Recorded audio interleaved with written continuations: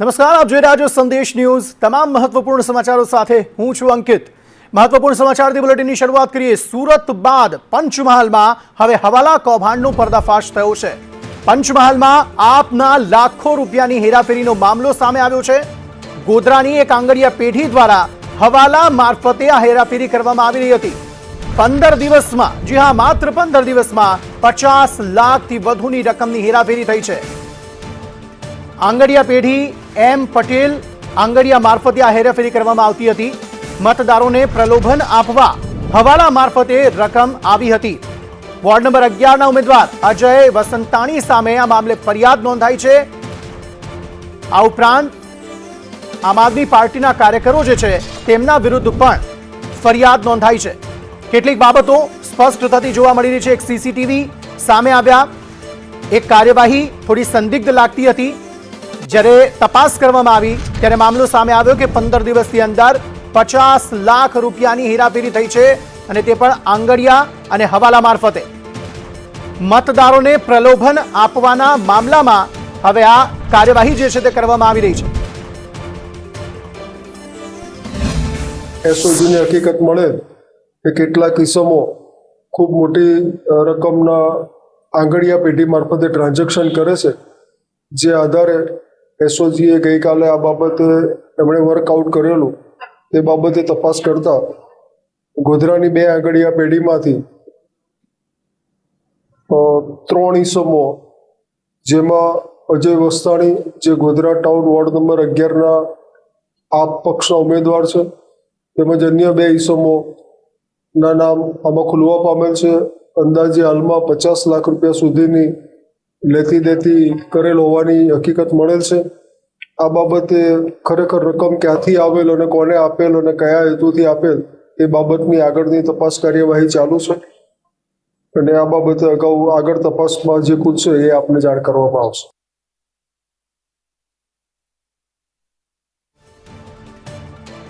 મતદારોને પ્રલોભન આપવા હવાલા મારફતે પૈસા લાવ્યા હોવાના આરોપ છે। વોર્ડ નંબર 11ના ઉમેદવાર અજય વસંતાણી સામે આ મામલે ફરિયાદ નોંધાઈ છે। આ ઉપરાંત આમ આદમી પાર્ટીના કાર્યકર છે તેમના વિરુદ્ધ પણ ફરિયાદ નોંધાઈ છે। પોલીસ તપાસ અત્યારે કરવામાં આવી રહી છે, પૂછપરછ કરવામાં આવશે ચોક્કસપણે।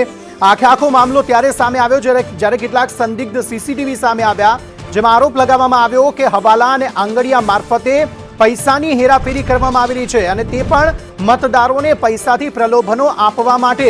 હવે 15 દિવસમાં 50 લાખથી વધુ રૂપિયાની હેરાફેરી કરવામાં આવી, જે બાદ પીએમ આંગડિયા અને જે આંગડિયા પેઢી છે તેના વિરુદ્ધ કાર્યવાહી કરવામાં આવી છે। વોર્ડ નંબર 11ના જે ઉમેદવાર છે તેમના વિરુદ્ધ પણ, જે અજય વસંતાણી નામ છે તેમનું, તે ઉમેદવાર વિરુદ્ધ પણ કાર્યવાહી કરવામાં આવી।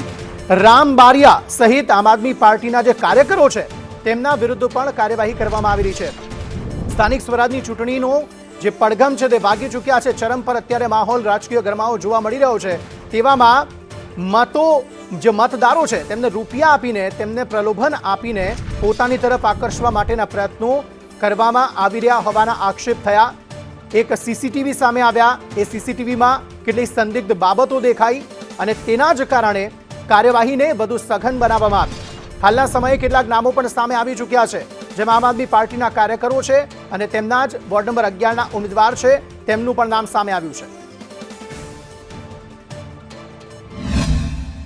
સ્થાનિક સ્વરાજ્યની ચૂંટણીનો પ્રચાર જોરશોરથી ચાલી રહ્યો છે, ત્યારે મતદારોને રીઝવવા માટે નાણાંનો ઉપયોગ થઈ રહ્યો હોવાનો મામલો બહાર આવ્યો છે। પહેલા સુરતમાં અને ત્યારબાદ ગોધરાની અંદર જે પાર્ટી ઈમાનદારીના ઢોલ પીટી રહી છે, એવા આમ આદમી પાર્ટીના કેટલાક હોદ્દેદારો, કેટલાક કાર્યકરો અને ઉમેદવાર સહિત આ મારી પાછળ દેખાઈ રહેલી આંગડિયા પેઢી અને બીજી એક આંગડિયા પેઢી મારફતે છેલ્લા 15 દિવસની અંદર 50 લાખથી ઉપરની રકમ મેળવી ચૂક્યા છે, અને આ હેરાફેરી કરી અને મતદારોને રીઝવવા માટે, આ નાણાંનો મતદારો સુધી પહોંચાડવા માટેનો ક્યાંક ને ક્યાંક કારસો રચાઈ રહ્યો હતો। આમ આદમી પાર્ટી જે ઈમાનદારીની વાત કરી છે, ઈમાનદારીની જગ્યાએ એ મતદારોને રીઝવવા માટે ક્યાંક ને ક્યાંક પૈસાનો ઉપયોગ કરી રહ્યો હોવાનો સમગ્ર મામલો પોલીસે ખોલી નાખ્યો છે, અને સમગ્ર સમગ્ર કાર્યકર્તાઓ અને ઉમેદવારો સહિત સામે ફરિયાદ નોંધી ગોધરા એ ડિવિઝનની અંદર ફરિયાદ નોંધીને આગળ તપાસ હાથ ધરી છે। ત્યારે સવાલ એ થાય કે સ્થાનિક સ્વરાજ્ય જેવી ચૂંટણીની અંદર મતદારોને રીઝવવા માટે આ રીતના આટલી માતબર રકમની જે હેરાફેરી થઈ છે, એ રીતે શું ખરેખર ઈમાનદારીનો ઢોલ પીટી રહેલી આમ આદમી પાર્ટી આ રીતના ગુજરાતની અંદર જગ્યા કરી શકે કે કેમ? હર્ષદ મહેરા, સંદેશ ન્યૂઝ, પંચમહાલ।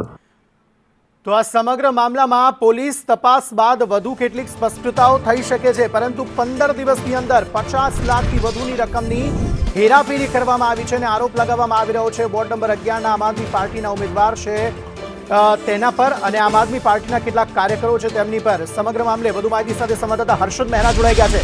હર્ષદ, આ આખો મામલો સામે કેવી રીતે આવ્યો? સીસીટીવીમાં સંદિગ્ધ વસ્તુઓ એવી કઈ દેખાય જેના કારણે આ દાવા કરવામાં આવી રહ્યા છે કે વોર્ડ નંબર 11ના જે ઉમેદવાર છે તે અને આમ આદમી પાર્ટીના જે કાર્યકર્તાઓ છે તેમણે આ પૈસાની હેરાફેરી કરી છે મતદારોને પ્રલોભન આપવા માટે?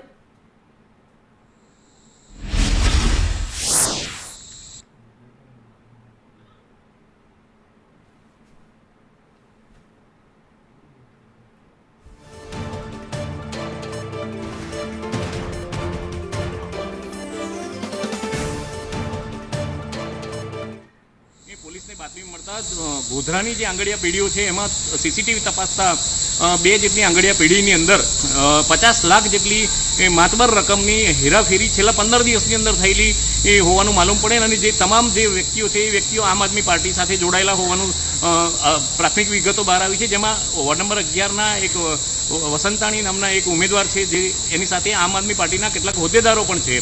શરૂઆતી સ્ટેજ પર 3 થી 4 વ્યક્તિઓના નામ આવ્યા છે અને હજુ પોલીસે જ્યારે આજે પ્રેસ કોન્ફરન્સ કરીને સમગ્ર માહિતી આપી તેની અંદર વધુ કેટલાક નામો સમગ્ર જિલ્લાની અંદર મતદારોને પ્રલોભન આપવા માટે જે નાણાં પહોંચતા કરવા માટેનું જે પ્રલોભન માટેની જે આખી ટીમ છે એ ટીમ હાલ આની અંદર કામ કરી રહી હોવાનું સમગ્ર હકીકત બહાર આવી શકે તેમ છે. ત્યારે પોલીસ આભાર સમગ્ર માહિતી આપવા માટે હર્ષદ.